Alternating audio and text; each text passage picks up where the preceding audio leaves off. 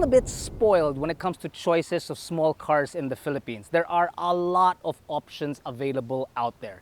Some of the bigger names in the industry have actually put their hat in the ring. You're talking about Toyota and Honda that have found great success in that segment. One particular brand, however, I need to mention because it's as if they have a penchant for making small, affordable automobiles, like this, the Suzuki Celerio AGS. Now, it has been around for quite some time, so the natural progression of questions will lead you to this. How exactly does it stack up against the competition? That we want to find out on this episode of Behind the Wheel.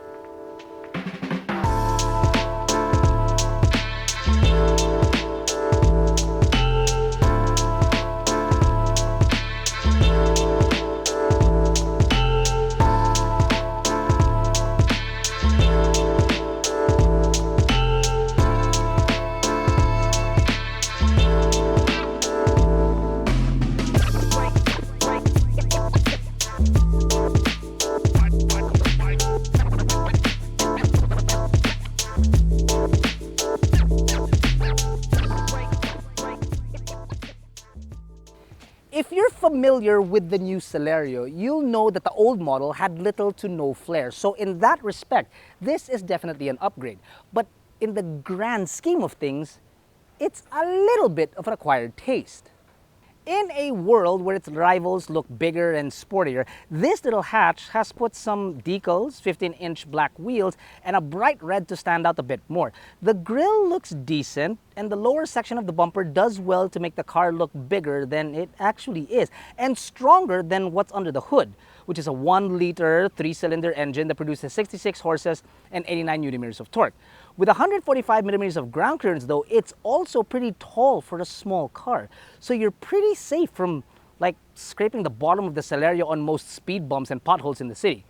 While there are no LEDs up front or at the rear, we found these lights to be more than adequate really, and perhaps one of the better halogen setups in its class.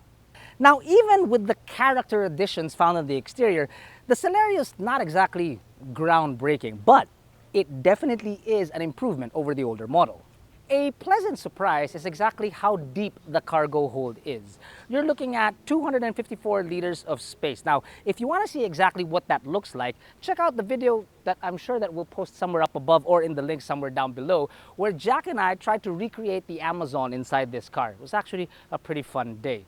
The one issue, however, some people might have is this lip. It's actually very tall. So loading heavier items might be an issue. Getting it over the lip isn't, but then putting it down would be like, oh, my back, oh, my back, my back. Old man, old man. I sound like Jack. You know how heavy this equipment is? Yeah.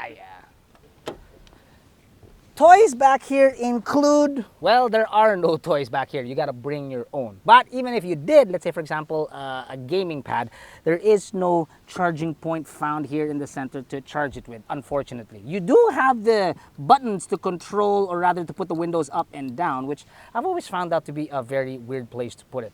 Really, it's a budget automobile, so it's very, very simple back here. However, budget or not, what I like about this car is that it's got ISOFIX tethers. How do you like them apples? So, you can tell obviously that the cabin is actually pretty narrow. So fitting a child like myself back here, no problem. But what's surprising is that even if you fit larger adults back here, let's say like Jack, he will fit in without any issues whatsoever. And that, regardless of what you say, is very, very impressive. Oh, and of course there's bottle holders on the door, which comfortably fit Jack's bottle. Jack, this is your bottle? What happened? It's not naman cold today. What? Nangyari sa'yo? The quality of the cabin is definitely signature Suzuki. The plastics are very good. The plastics on the dashboard, the plastics on the air conditioning vent, the plastics on the door card are actually pretty good. It's solidly built. And even when you close the door, there's no dingy sound to it. It sounds solid. It closes well. So I feel that it's actually built pretty well. There were little to no creaks in the car, even though we tried to induce some form of flex into these things. Props to Suzuki really for making the plastics very sturdy. Though we won't say that Suzuki has a marvelous interior based on the feel of the plastics alone. Most of the other touch points in the car are kind of budget feeling, which includes the tilt-only adjustable steering wheel, the air controls, and the other switches inside the car.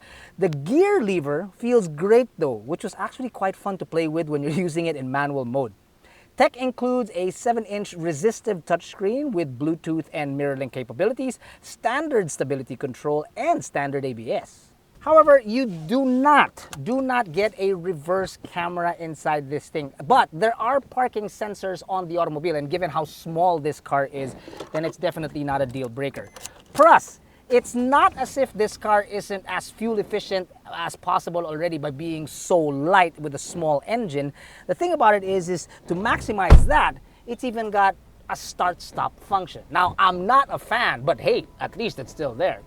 Come with us on a quick drive. Let's find out how it feels like on the road. But before you do subscribe to our channel because we create these videos just for you guys.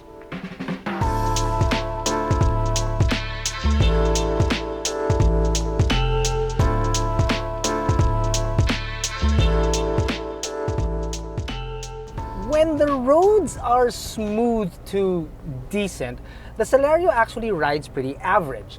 It's just that when you start hitting certain roads like EDSA or C5, the Celerio tends to share its disdain with you of those roads with the passengers inside the automobile, and unfortunately sometimes without a filter.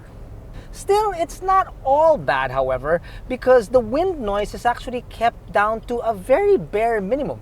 Even when you hit speeds past 80 kilometers per hour, the car, or rather the cabin itself, is rather still pretty quiet. The transmission is one of two very large talking points. See, this is an AGS, or an automatic gear shift, which is the best of both worlds in the sense that you get a manual and an automatic. However, if you leave it in drive, it's a bit, well, disturbing really. It can get you nudging forward and back in anticipation. The car's trying to look for whatever gear it is. But when you leave it in manual, or manual without a clutch, if I should say, it actually tends to be a little fun and much smoother. In the sense that, well, we're in manual now. What you need to do is then accelerate and then let off the accelerator, change gear, and then accelerate again. So it's actually a trip. It's quite fun. The thing about it though is you may feel as if that you have a ghost of a clutch with your left foot. I don't know. Sometimes I'm still stretching my left foot like an idiot I am. The second largest talking point is the fuel efficiency of this automobile. Inside the city, in hellish traffic, you can get this, about 12.9 kilometers per liter, which already is pretty good. But when that starts to clear up, you're, let's say, doing about 40 kilometers per hour, you can do about 18 kilometers per liter. That's inside the city.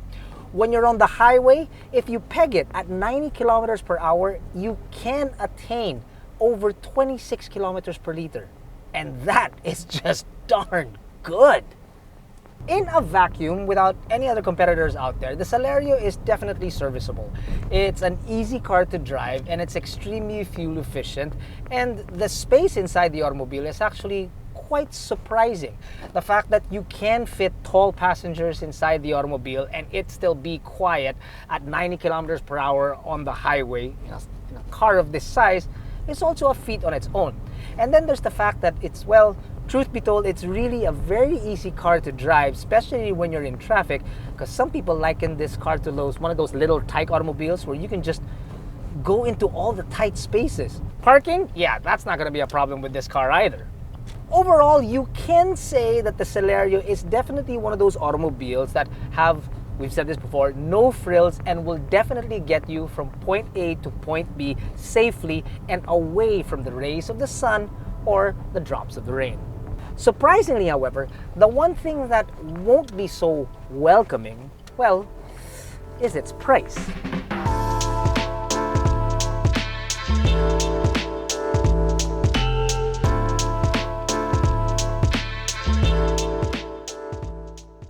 Though we will admit, the Celerio occupies a very small group of loyal buyers, including Suzuki hatchback fans that want the fun of a manual with the ease of an automatic. Functionally speaking, the car just works as it should. Priced at 754,000 Philippine pesos, however, it might even sting those loyal to Suzuki. However, if you do check AutoDeal.com.ph from time to time, you may find a promo or two that puts this Suzuki Celerio AGS in your reach for under 700,000 Philippine pesos. How do you like them apples?